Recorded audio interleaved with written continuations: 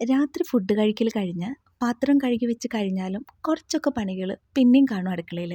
ഇന്നത്തേക്കുള്ളതല്ല കേട്ടോ, നാളത്തേക്കുള്ള പണിയൊരുക്കങ്ങൾ. തലേ ദിവസമാണ് ഇവിടെ അധികം മീൻ മേടിക്കുക. അപ്പം ഞാൻ രാത്രി തന്നെ അങ്ങ് കറി ഉണ്ടാക്കി വെക്കും. പിന്നെ നാളെ രാവിലെ ആ പണിയില്ലല്ലോ, അപ്പം കറി അന്ന് എടുക്കില്ല. കറി വെച്ചിട്ടുണ്ടെങ്കിൽ അപ്പം തന്നെ എടുക്കില്ല, പിറ്റേ ദിവസത്തേക്ക് വേണ്ടിയിട്ട് അങ്ങ് മാറ്റി വയ്ക്കും. ഇന്നത് ചൂടാക്കി എടുത്താൽ മതിയല്ലോ. പിന്നെ വറുക്കാനുള്ള മീനിലങ്ങ് മസാല പുരട്ടി വയ്ക്കുകയും ചെയ്യും. അപ്പം നാളെ അതെടുത്ത് ആവശ്യത്തിനുള്ള മീൻ വറുത്തെടുത്താലും മതി.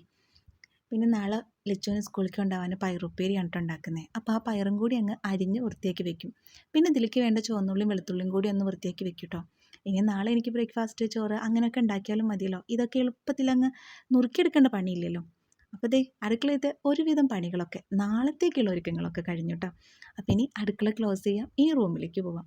ഉറക്കം വരാൻ കുറച്ച് ലേറ്റ് ആവും. അപ്പോൾ അതുവരെ എന്തെങ്കിലുമൊക്കെ വായിച്ച് കിടക്കണമല്ലോ.